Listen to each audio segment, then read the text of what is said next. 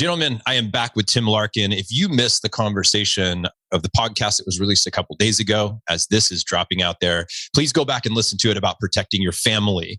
There are some incredible examples there that everybody needs to be aware about because, as we discussed, having the knowledge is such an important piece of the puzzle here. And so there's some things that you can do, some steps that you can take, and ways that you can engage that you want to be doing to protect your family. Today, we want to talk about surviving violence and knowing when violence is the answer. One of the things I've heard Tim talk about is that violence is rarely the answer, but when it is, it's the only answer. When I heard that, I was like, I need to have a chat with Tim. Again, thanks to my friend Tucker Max for connecting us today for this conversation. Tim, welcome back, and really excited to dig into this piece of the puzzle. Yeah, I am too, John. So here's the deal. I don't want to be in a violent situation. I want to do everything I can to avoid the fight. Now, sometimes when I look at my past, I have done things that have put me in harm's way. I've said things, I've acted in ways, particularly on the road. I have this personality trait that I identified early on. I call it Officer Roman, where I thought my job was to regulate the roadways of assholes by deciding what was right and wrong. And I could just tell story after story. But I realized as I got older that I put myself and especially my family in harm's way when I did that. In fact, you shared a story on our last interview where exactly there was a situation where you could have presented a difficult scenario. And I highly recommend people go back and listen to that because I think you handled it in a way that I want to handle myself going forward. But let's imagine and let's have a conversation, if we can, Tim, about the situations where we find ourselves in where violence is in our midst. We have to become violent. And what do we need to do in those situations to protect ourselves? Particularly, I want to kick off the conversation today by talking about guns. I remember hearing a stat last year that 40 million people were first-time gun owners last year. And in fact, I was one of them, right? I had never done that. But I remember somebody in Austin talking about how they called the police and the police were like, yeah, we don't respond to that anymore. And I just thought I need to be a little more vigilant, a little more proactive in making sure that I can protect my family in a situation where I would need to. So can we start there with a scenario, if you will, of somebody, actually, you know what? Let me just broaden it for a minute. Let's not target guns for a second. Let me back up. Can we start with a scenario, Tim, of like, imagine dads would have painted in their head a picture of somebody breaking into their home. Right. Last episode, we talked about preventing that from occurring, and we talked about that. But in this episode, let's talk about if somebody does enter your home. Let's get jumping off place there. What should a guy know? What should he be thinking about? How might he respond? Take us into that world. So that assumes that whatever you had, including probably a dog, didn't work, and they're still coming in. And correct. And so now exactly. You know somebody's physically in your house. This is where the preparation side of things, and I don't mean, like extreme preparation, but talking more along the lines, have you ever walked your house? Have you ever walked your house if you do have a firearm? Have you decided, okay, where are the fields of fire? Where are my kids' rooms? All these things can't just be learned right then and there. You can't think for the first time, I got somebody in my house and I've never thought about this before. And then all of a sudden everything hits you. So the key is for you just do some basic understanding. If somebody comes in the house, you and your wife have a plan. She knows what she's going to do. You know where the children are. If the children are old enough to have that conversation, you have that conversation with them. You can do some drills. I mean, it's not anything extreme. This isn't something that you're doing like on a monthly basis. Not that that would be bad, but it's just something that you have that conversation more for you. Because now you've thought about this and you have a plan. Maybe it's just to exit out. Maybe you don't. You're somebody that doesn't want to have the responsibility of owning weapons, which I completely understand. But you do understand an exit strategy on how you're going to get out. If somebody comes in the house, you have maybe some barriers that you can put in place. You don't want the first time you think about this when you hear the window break and come in. So that's kind of the key situation. Now, violence being imminent, how do we determine that? That's where people are really confused. They're very confused. Like when is, that statement that I have is violence is rarely the answer. And everybody loves the first part of that statement because it's true. We all know that. The more difficult part of the station, the second part of that, and why I named my book what I named it, When Violence is the Answer, is I said, but when it is the answer, it's the only answer. And that's where there's really no good information out there. And that's the content I like to share with people. What do you do in the unthinkable? And how do you look at the unthinkable? And before I jump into this, I just want to make sure, do you want me to start going into actual, training and stuff like that and when you look at it, or do you have a broader question? Yeah, I think here's what's interesting is if somebody crawled into my head, it would sound like there's a question of, all right, if somebody breaks into my house, what do I do? And then from that point, I don't even know where to begin. I know that I should have a plan, but typically what happens with me, Tim, is I'm like, all right, I should have a plan. And then I sit down and I talk with Tatiana and I'm like, all right, if somebody breaks in, you run to the closet and you close the door, and we bought this thing that you prop up against the door. And then I'm like, shit, but then what do you do? Like, do we need a cell phone?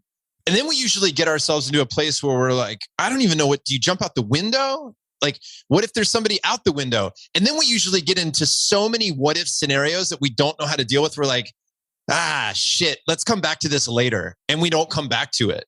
So if you're in that situation where you're like, it's so many options. There's so many scenarios. What happens if there's two people? What happens if they have a gun? What happens if for a person who's entering this arena that has no training, which I think would be a large number of people. Mm-hmm. The majority of people have no training on this. I want you to help us to figure out, how do I start thinking about somebody breaks into my house? What do I do? And I realize that I'm giving you a giant canvas of possibilities there, but that's where I would start. Well, you want to take care of first, though. It's kind of like effective test taking. You want to answer all the easy questions first. And let me give you a great example. So I get calls all the time out here. People that know what I do are here. And there's a guy here in Vegas, very well known. Everybody know who he is, a very famous performer, just shy of $1 billion. He might be over $1 billion now.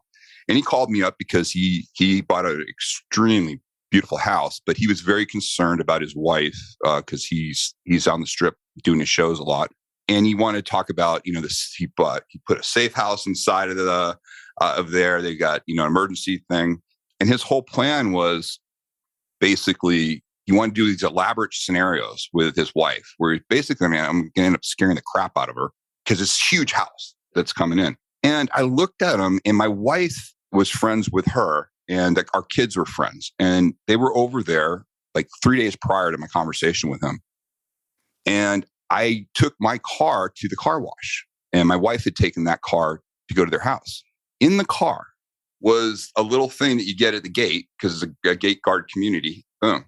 On it, it had his name. It was our pass, but it had his name, his real name that everybody would recognize, his address, where he lives, and the whole thing, just sitting there in my car as I gave it to the car wash, which hires a lot of ex-felons. And there's basic stuff like that. And so I showed that as an example to him. I go, hey, I just want to give you this back. I said, this should never happen. I go, your real name should not be on here with your address. And I can't believe your security people handle these things out. This was just at Fast Freddy's car wash. God knows who saw it. I go, this is the kind of stuff that gets you in trouble, not the fact that you didn't have your camera angles the right thing. Or it's oversights like this that give people opportunities. Now they know, hey, an extremely wealthy individual, this is exactly where he lives. That's 99% of the issue for criminals. Like, hey, now I know where to go. So there's a lot of things we do day in and day out that make us more attractive to that. Maybe the reason you hear the window break on your house is because they realized, hey, they don't really pay attention. They've cased your house for quite some time, and they realize like what response times are in the neighborhood. They'll know how fast the cops get there. They'll see how active the neighbors are. They'll realize that, hey, they'll estimate I can get in and out of that house, get what I need before anybody will even know that I'm there, because of the way these people conduct themselves. The lighting in your house, the outside and stuff. You have lights that trigger, anything like that. So the idea is you want to ask yourself the questions. Have I done all the basics? Have I done just all the things? Do I lock my doors? I can't tell you how many people don't lock their doors. I can't tell you how many people leave their cars unlocked with guns in the car and stuff. And literally their own gun is used against them and stuff. So these are just basics, because and the reason I'm saying this, John, is because this is where all my clients make the big problems. It's never the elaborate stuff. They get that. Hey, I got the camera system, I got this, blah, blah, blah. It's some easy decision where, like that ATM couple that you're talking about, they decided, you know what? Yeah, I'm in my late 60s and I have a bum knee and I'm overweight And my wife's, obviously, she's got some issues, but it's okay for us to go to the ATM at 11 o'clock at night because we've done it, multiple times and nothing's ever happened. Sleeping with your head on the railroad track. That night it happened. It was a horrible thing. And what was so interesting was I shared that with so many people in the industry, like guys like that do what I do. Nobody caught the time code. Everybody was saying, well, the man should have been facing this way. And he would have, they were saying, how do you undo this multiple attack that comes in already? Rather than saying, why was that even necessary? Why don't you get up 20 minutes earlier, in the morning and go to the ATM where because everybody always hears the statistics, 8:30 at night on, the statistics are wildly high as far as, getting attacked at an ATM. It's just one of those things. But people get comfortable. And they get comfortable with just, I know it's kind of a risk, but it's a hassle for me to go the other way. I'm going to take this dodgy, shortcut because it'll save me, 15 minutes in traffic. The people that come to me are the ones that when that time's up, guess what? That's the last time you're getting away with this. And then something happened. They survive it, but it was horrible. And now they come to me and now they're all ears. Now they get everything and they start doing the basics. I want to make sure people do that before they ever need to use this information. So yeah, that's really your first starting point is just the basics. Locks are all on. Do we lock the house every night? Do we walk through and check everything? Kids especially are terrible at leaving stuff open, especially if you have younger kids. They don't mean to do it. They're kids, Yeah. And I can't tell you, I've had two families that was the issue. A back door was left open and there was somebody who jumped the fence and was just testing locks and got right in. And it was just violent. He was just a crazed druggie that was looking for some quick cash or something that he could sell, and ended up running into the dad who was sleeping downstairs. He fell asleep watching TV, and it was horrific. And the dad survived, and they were able to get the guy. But believe me, it was all because when they interviewed the guy, oh yeah, the door was open. I was able to get right in. Had the door been locked, I would have gone to the next house. Tim, when there are violent scenarios, let me zoom out for a second. Are they happening more in homes or out of their home for family men? And thinking about kids and their families and their wives or partners, is it mostly in the home or out of the home that they should be thinking about protecting their family as a starting place? The majority of criminals that it's very different, a break-in versus a home invasion. A home invasion is your home. There are people in the house, and that's a very violent thing. We see those go through the roof during times like we've had the last couple of years. I remember after the crash of 2008, it was amazing how much home invasions went up. The reason they target home invasions, and believe it or not, they target obviously wealthier neighborhoods, is because people are way more lackadaisical. They're not situationally aware. They'll open their garage, they'll leave their garage open, or they won't understand that as they're closing the garage and it's slowly going down, a guy just rolled in under. And then, he follows the wife right in and goes out. We just had a situation like that here in Vegas where they're coming in. So yeah, it's kind of what we touched on in the last conversation is the idea is you want them to look at your house and say, yeah, too much work. Just don't want to do that. You want to sit there and go, okay, I've taken care of the exterior. I've taken care of everything, but now the window has broken. Now the guy is inside. What's my plan? Does my plan involve weapons? Does my plan involve getting everybody to a certain part of the house?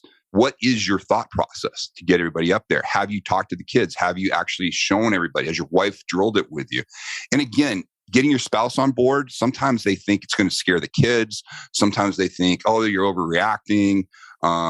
You're all those things. And it's really not. It's just basic preparation. It's, what I would tell your wife if she's having an issue with any of this stuff, I was saying, well, do you want Johnny to learn how to swim? Well, yeah, I want Johnny to learn how to swim. Okay. Why do you want Johnny to learn how to swim? Do you want him to become Michael Phelps? Well, no. Why do you want him to learn how to swim? Well, because I don't want him to drown. Exactly. Okay. So basic things like swimming are a life skill. This is another life skill. If we are threatened, we need to know what to do ahead of time. And so when you relate people that you already do this in other aspects of your life without thinking about it, you do preparation. Oftentimes it's with your career, it's with even fitness, like people with fitness. They get up in the morning, I have this whole routine, but you never do that when you think of your situational awareness or your self-protection aspects. Because again, it's one of those things that's been absolutely discouraged in the last 30 years. Especially amongst men, we were always told that we needed to learn basic protection skills, not just fighting skills, but, you were expected to be able to do basic self-protection of your family. And it's been highly discouraged. And I understand why, but the problem is it's been discouraged so much to the point that the tool of violence, which is just a tool that's available to everybody, is now only available to the predators because we stigmatize the subject so much. And that's my goal. My goal is to sit there and say, no, listen, violence is just, it's a tool that is available to everybody. How the tool is used will determine whether it was a criminal use of the tool or a justified use of the tool. If it's a justified use of the tool, that will be determined to be self-defense. If it's criminal, well, you'll find yourself in the legal system very quickly in dealing with that. But the tool itself is inert. It doesn't care if it's a good guy or the bad guy using it. And so when you look at it that way, and you can just objectively look at how the body responds to trauma, and you realize that the reason we get caught up with bigger, faster, stronger is because normally we see it in a combat sport application where it has validity, has a lot of validity. When you see real violence out in the street, you realize oftentimes it's just somebody understanding how to put an injury onto the other person and then capitalize on that injury. And it's usually very straightforward, very basic strikes that anybody can do. My goal is that if they can think and move and somebody puts their hands on them, predators, if they picked you, it's because they don't fear you. They don't think you can do anything. And oftentimes what they'll do is they'll bring a vulnerable part of their body very close to you in a threatening manner as they're trying to intimidate you, threaten you, or anything. And if you can think and move, I want my clients to be able to exploit that one area of the human body that they see.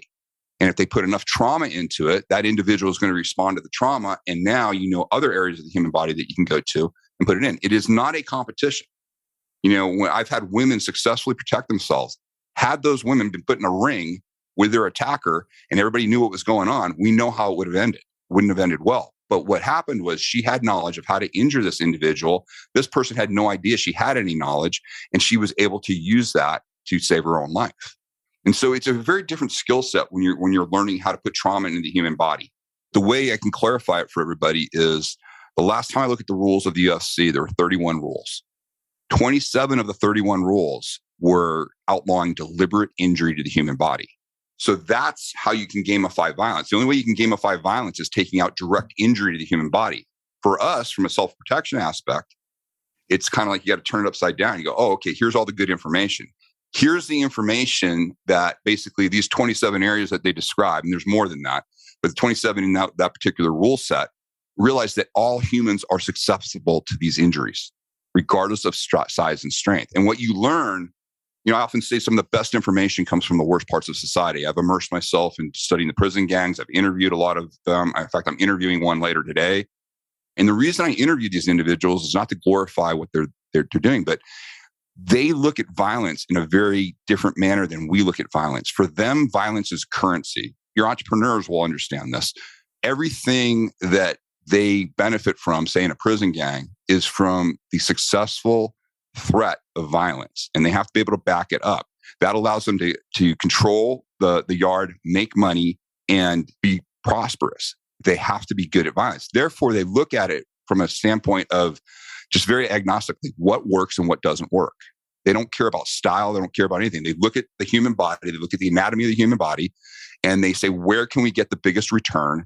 And that's how they train. And it's a very simple, straightforward strategy that you can train anybody in. And that's really what we've done here with our approach to it. The challenge is, how can I take that information from this worst parts of society and couch it in a way that a sane, social, good citizen can utilize that information in an ethical manner? And that to me is, the justified lethal force aspect. And that's what I love doing. I love taking people who would never think why would I ever learn to crush a throat? Why would I ever learn to, take somebody's eye? Why would I ever do any of these horrific things to another human? And I give an example, like what I'll tell people. If they have, usually the eye is something that really gets to everybody. And there's a lot of myths about it. But I show exactly how to blind somebody. And if you ever need that. And they'll say, well, when would I ever want to do that to somebody? I go, well, let's figure it out. Okay. So you're at Whole Foods and you're waiting for your parking space. Guy backs out and then a little Prius comes in and steals your space.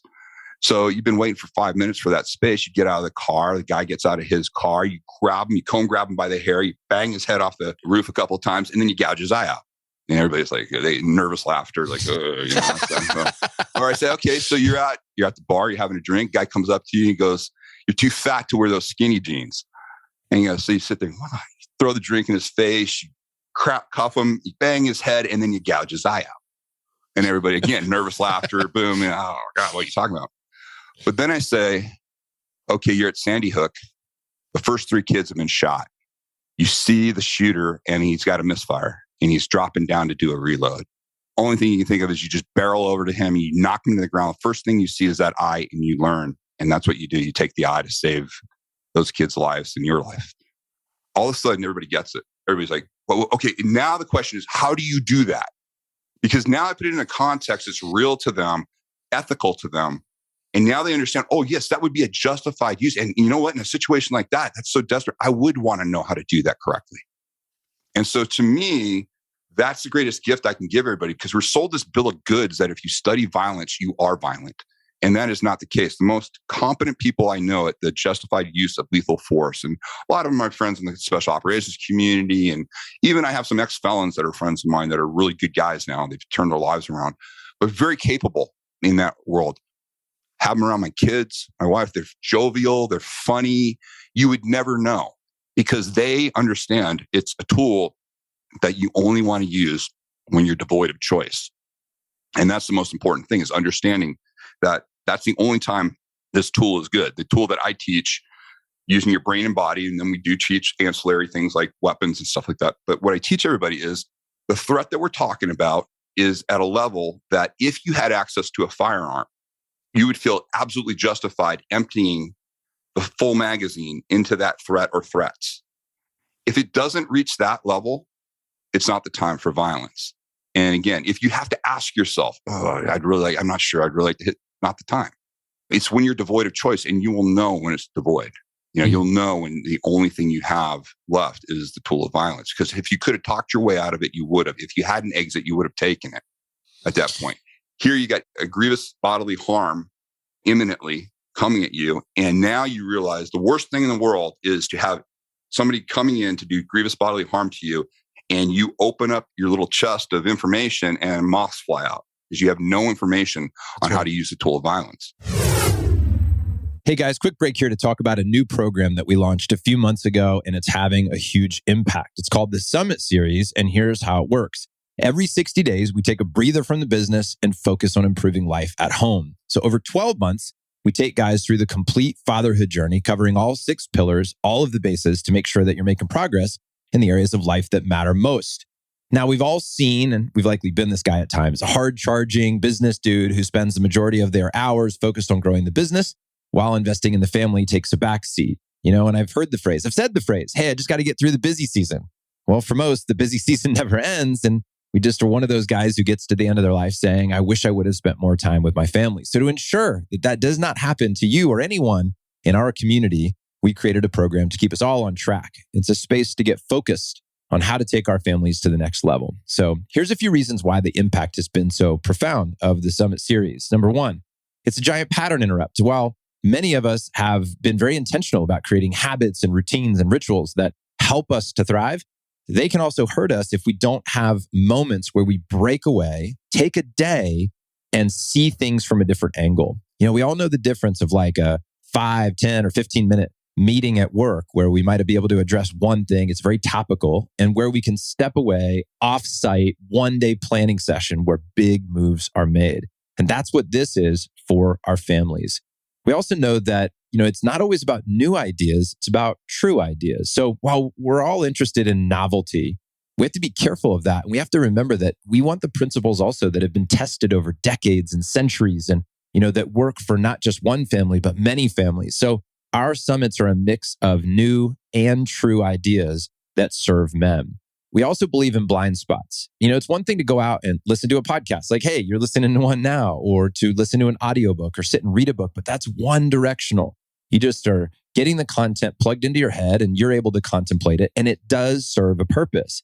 But there's a totally different level of learning when you're in conversation with somebody who's hearing what you're saying, challenging your thoughts, getting vulnerable with you, reflecting back, giving you specific targeted ideas And so within our brotherhood, that is what makes this summit series very different than any other type of learning that most men are getting exposed to. And lastly, one of the big reasons that guys benefit from the summit series is you're watching how other people design and facilitate conversations. So you're getting the benefit of learning from Steve Burchard, our designer and facilitator. He's one of the top facilitators in the world. And you can bring these same principles on how to host an online gathering like this to lead your business and other groups that you care about, your church groups, your family, and whatever it might be, men's groups that you're a part of in other industries. So learning to lead in this way, guys constantly walk away and say, not only did I walk away with amazing content, but I got great ideas of how I could run my meetings, which is fantastic. So if you want the best for your family, then you should have the best training. And we're the first company to address this topic specifically for high-performing entrepreneurial businessmen. So rather than me talking about it anymore, here's what one of our attendees has to say about the Summit Series. I just wanted to share some gratitude. This event was really one of the reasons I wanted to jump in to make connections. And there wasn't a single person that I interacted with who was not just on such a high level. Everyone was committed to being here, to being a part of this process, learning and growing and supporting each other. So I'm super grateful to everyone that I interacted with and to be a part of the brotherhood. So I'm looking forward to just taking everything to the next level with you guys. So thank you. All right, guys, to register for the next Summit event or become a Summit Series member, which I recommend within the Brotherhood, go to frontrowdads.com and click Join the Brotherhood today. So if violence is imminent, somebody comes into your house, they are being violent with you and your family. I think it's just a scenario that a lot of guys can paint themselves into. But give me some real life examples, Tim, of where somebody does everything wrong, and give me an example of where a dad does everything right. And real examples are always better if you've got them. Yeah, I do. So the one example that it's a tragic example was an entrepreneur who was a very good friend of mine. We were friends. Let's put it that way. I don't want to make it overstate it, but he was a friend of mine, throughout the years. He heard me speak a couple of times, always wanted to train with me. I hadn't seen him in a couple of years, and he just shows up randomly at one of my trainings in New York, but it's not the same guy. He's like completely vacant. This is a guy who wildly successful, sold his business and just was doing great, retired down in Naples. And he's a young guy. He was like early 40s. So he's going through the first day of training. And I mean, he's just lackluster. He's not really paying attention. And he's kind of a detriment to the class, because everybody really wants to be there and they want to engage and they want to do stuff. And I could just tell he wasn't there. And so I got up the next morning thinking, you know what? I think I'm just going to have him. I'm going to tell him, hey, why don't you come back any other time, take the course when your head's in the game. But, right now I'm more worried that you'll hurt yourself or somebody will get hurt because you're not paying attention. That was going to be the conversation I was going to have. So I go in, I get in the office. My assistant, Stephanie, goes, hey, you got a phone call. And I'm like, what? He goes, yeah, it's this guy's wife. And I'm like, oh. So I get the call and I said, oh, hey, it's strange to talk to you. She goes, yeah, I'm calling to see how my husband's doing. And I go, well, honestly, I said, I'm about to tell him that he probably should go home because his head's just not in the game. And I said, it's really strange because I know he always wanted to train. And she said, he didn't tell you. And I go, tell me what? And she goes through this whole scenario. So they were building their dream house in Naples, gorgeous place. And their anniversary was coming up. And he got the construction guys to finish out the master bedroom, which overlooked the infinity pool and everything is great. But he wanted to do that because he had a catered meal for them, a super romantic, great night in their master bedroom of their new home, even though it wasn't completely ready yet. Everything goes great. The caterers leave, everybody leaves. They go to bed. About 2:30 in the morning, door gets kicked open. 4 guys, ski masks and shotguns. 1 guy with duct tape. The 5th guy has duct tape on there, screaming at them in Spanish. They don't speak Spanish. And just screaming at them right off the bat. But they knock him. He gets up out of the bed and catches a hit to the forehead with a butt of a shotgun. He gets knocked to the ground. They duct tape him to the ground. They're yelling at him time. He keeps saying, I don't speak Spanish. They're yelling at him. They attack the wife. They sexually assault the wife in front of him. They're literally holding his head up, making him watch this horrific thing. And then they leave. And they're yelling the whole time. Nobody can make sense of it. The cops come. They do investigation. They're like, this makes no sense. This guy doesn't have as much as a parking ticket. He's never been involved in any legal action. He's never been sued. His business is just conducted there. Nobody doesn't like these people, and they have no criminal affiliation. and they did a whole deep dive. It wasn't until the DEA came out 3 weeks later, and the DEA rep comes up and he talks to the chief of police this place, and he goes, they got the wrong house. He goes, what? He goes, yeah, the drug dealer lives 2 houses down. He goes, that was embezzling. And they'd sent up from Colombia, they'd set these guys up to let him know, you're not going to be doing this anymore, and send a message, quote unquote. But they got the wrong house. And do I say that if he'd gone through my training prior, he would have been the super ninja that would have jumped out and he would have, taken out 4 guys, with shotguns and taken out the duct tape guy? No. What he was kicking himself about was all the things that we were just talking about prior and in the first conversation. He did none of the situational awareness stuff. He didn't do the dog. He assumed because he lived in a gated community and that they had their little security cops running around, that everything was safe. The house wasn't finished off. There was no there's no security system up. They left all the doors unlocked because it was a construction site, basically. He just dismissed all of this stuff, and he was beating himself up because he knew intellectually that he had this knowledge, and yet he didn't employ any of it at that point. And, now he has to live with it. And he was just kind of a shell of a guy. He recovered, I'll say to a point, he got therapy and everything, but he was just never the same. He really feels like he failed. And here's a guy who just lived life. The fact that you would ever think in a million years, this guy would be confused with a drug dealer and that you'd have some horrible assault. You couldn't even make that up. So that's one example, a horrible example of that. I have a similar example of a dad who used to go out. He wasn't in Austin. I think he was outside of Dallas, but he was a rancher. He was a true Texas rancher, very wealthy family. And he had his own family. And you could just tell this guy was former A&M lineman and just a big old country boy. Great personality, but he liked to go to honky tonks and get in fights. He just liked it. He loved fighting. And he'd come because he wanted to learn how to fight better, when he came with us. Well, after the first day, he meets me at the training the second day and he goes, I just want to thank you. And I'm like, what? What did I do? He goes, I called my wife this morning and I told her she never has to worry about me again. He said, I realized all these years I've just been flipping the coin and getting lucky. He said that my number didn't come up. He goes, I'm lucky that I didn't inadvertently end up seriously injuring or killing somebody with some of the stupid stuff I was doing. And on the other side, I'm damn lucky that I never ran into anybody that really understands violence. He goes, just what I got yesterday. He goes, complete behavioral change.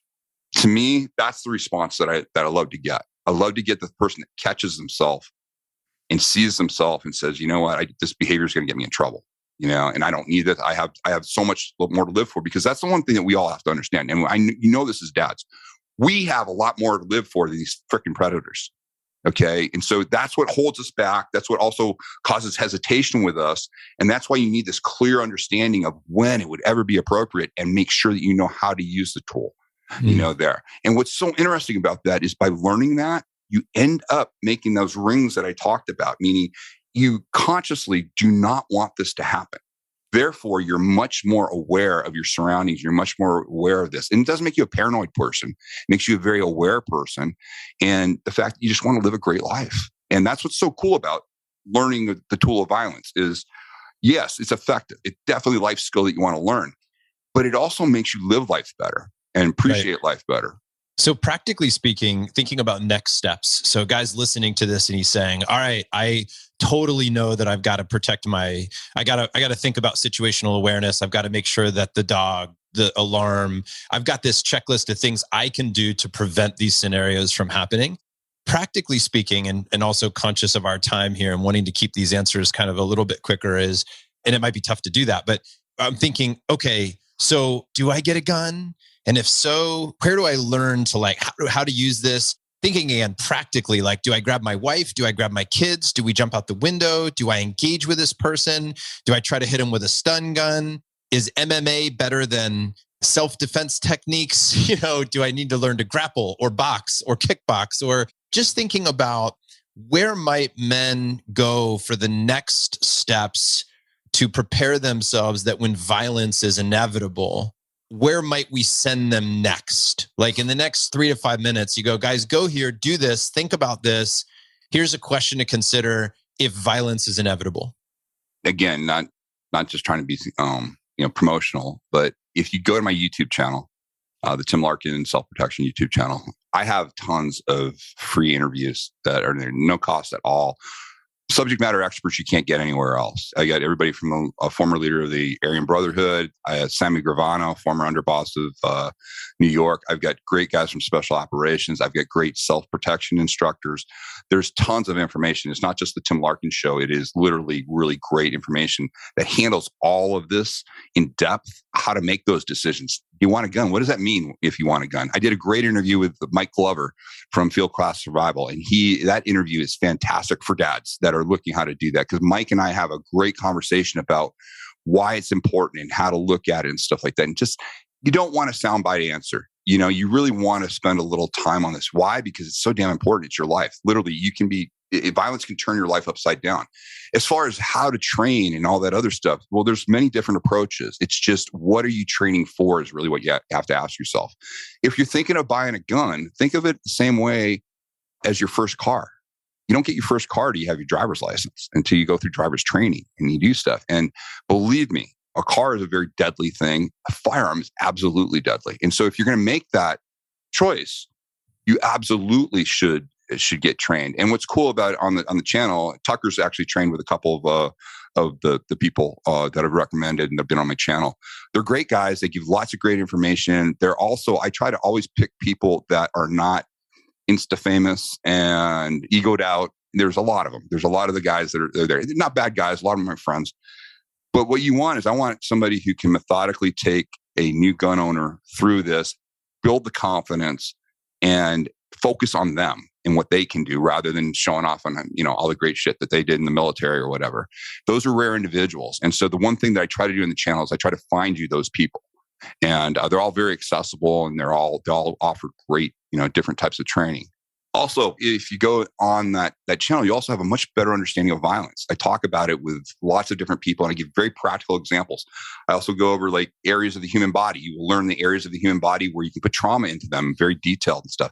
Very simple, straightforward stuff. And the reason you want to do that is you want to educate yourself, because this is really important. I will just tell you, should you ever need this information, it will never, you couldn't have paid enough. It'll be the most valuable stuff you'll ever have, because it'll literally save your life or the life of a loved one, if you truly understand that. And that's not being hyperbole. That's the truth. And I know, because I deal in this all the time, and I hate to see when great people have their lives turned upside down, especially when if they just had a little bit of knowledge, it never would have happened.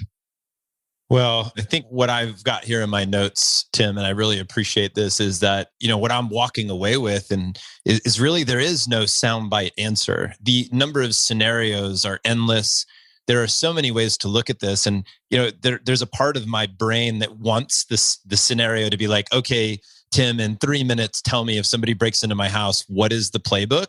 And I recognize that maybe it's just an unfair question, because there is so many different variables and ways to look at that. But if somebody could use this interview, not as the silver bullet, for lack of a better term to use here, then no pun intended, is to really say, look, if you walked away from this interview today saying, man, I really need to probably study this more, and then they ended up on your YouTube channel and can have some new information in regarding lots of different things, from hand-to-hand combat to gun safety to, I'm sure there's a lot of strategy discussed for hours and days and months and years by people. But I hope that this is a spark for people to pursue further conversations. And even if it's amongst your brothers, like you said earlier, like in Front Row Dads, at least somebody brought it up.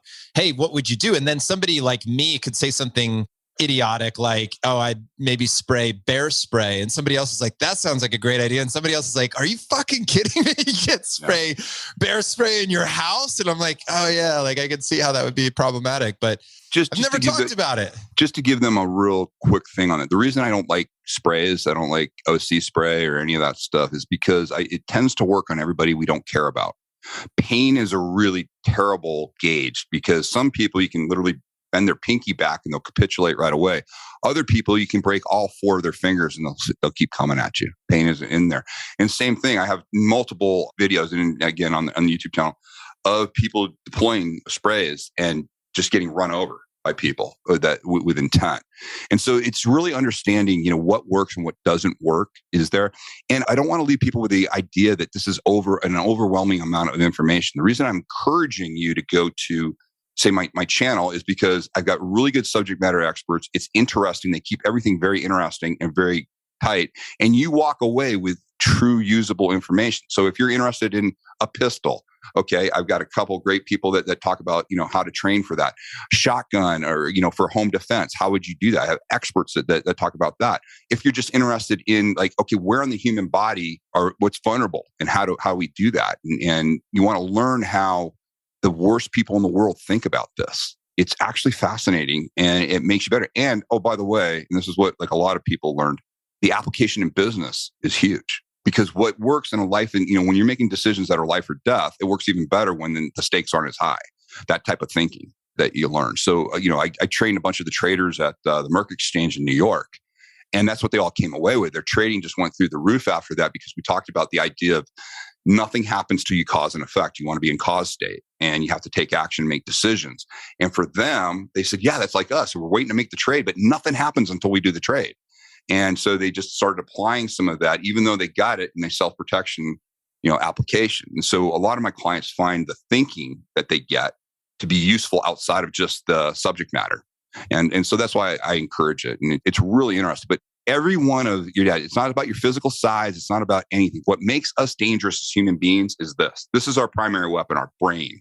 If we had to be the biggest, fastest, and strongest as a species, we wouldn't exist right now because we're not. The animal kingdom, I tell people all the time, who wants to be thrown in a cage with a 45-pound mountain lion that hasn't eaten in 3 days? Nobody wants that. It's a 45-pound thing. They're much more vicious than us. But because we have brains, we're able to do things like create the space shuttle, but also nuclear weapons. It's what makes us dangerous. And so it's our brain is our primary weapon.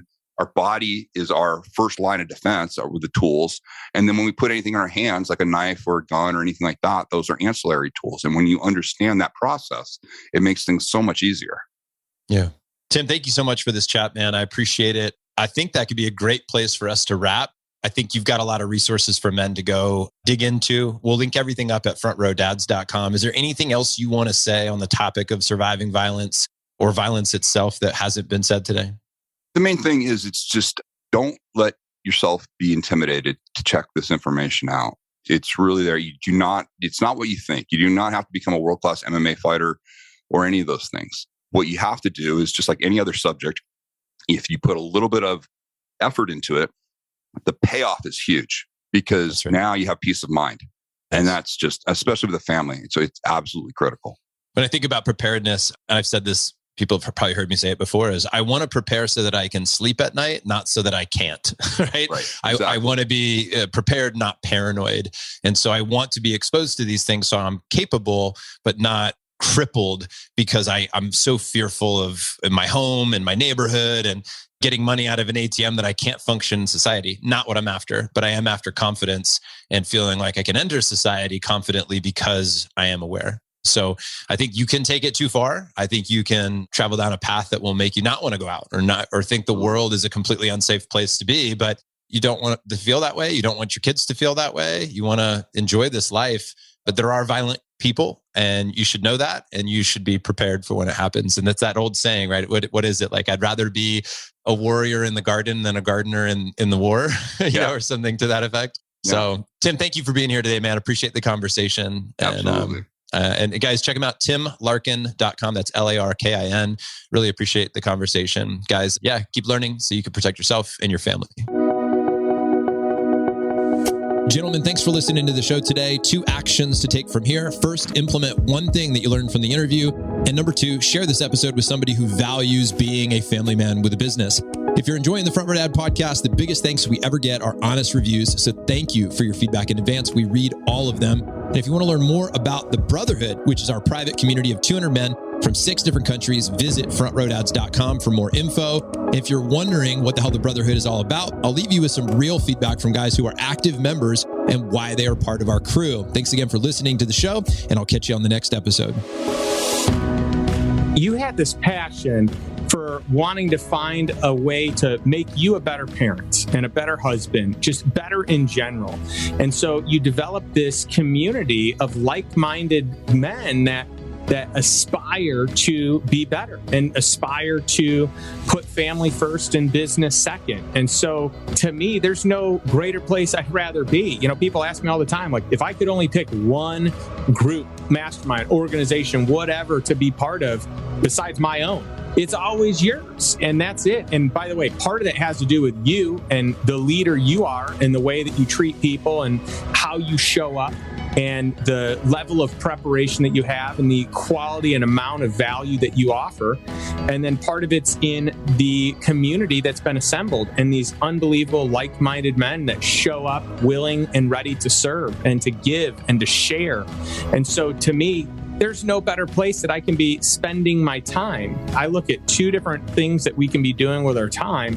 One of them is growing relationships and starting first with the most important relationships. And the other one is growing our financial acumen and our wealth to be able to do the things that we want to do and have impact and be able to spend time with the people that we value most by buying that time back. So to me, what you do and what I do is a great marriage of what I think is most important. And I would also throw in there that health is, you know, the other component of that. And I feel like the community that you've built, that each of us have built, is also centered around that. Because you talk about being a great husband, parent, that's going to come from taking care of yourself and making sure that you have the energy to be able to serve. And I do the same thing on a wealth standpoint, because wealth to me is not just about money. It's actually about having the time and the space to have your personal health. I would take having great health over no money any day of the week, rather than the inverse of that, having a lot of money but no health. So to me, those are like the three most important components. And to me, we're always merging those three in the things that we each do. And so I think that's why there's a lot of crossover of, you know, members. That's why what you do resonates so much with me. What I do resonates so much with you.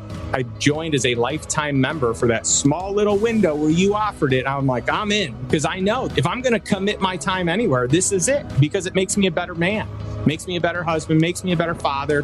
It encourages me to really step up my peer group with other like-minded men so that I can be on mission, on point with other people that will hold me accountable at the highest level. So John and I met a year and a half ago with the launch of my first book. And as we were going through the interview, I began to ask him questions about the brotherhood, and it resonated within me that a community of like-minded, like-hearted men that wanted to win, as he was just saying, at business and in life. And I'd reverse that. I want to win as a dad, and then I'd also love to be successful in business, because I feel like if I don't get the dad right, who cares what I did in business? That's my legacy. That's what lives beyond me. So to tribe up with a bunch of dudes going in the same direction with the pillars that are in place and the way that not only are you encouraged, compelled, you're chided, you're laughed with, but you get to pace yourself, but you can get around a band of dudes that you can trust, you can share with, you can grow with. And just recently completed a time with these guys. We did this fast at the start of the new year. Every day I would tune in to the little app where we were sharing comments, and I was so impressed how you could see guys that were further down the road and things like this, guys that were just starting, and the camaraderie, the encouragement. So for myself, this was a total fit, and I would encourage any dude that's looking for a place where you can feel connected with a band of guys wanting to go in the same direction. Front Row Dads is for you.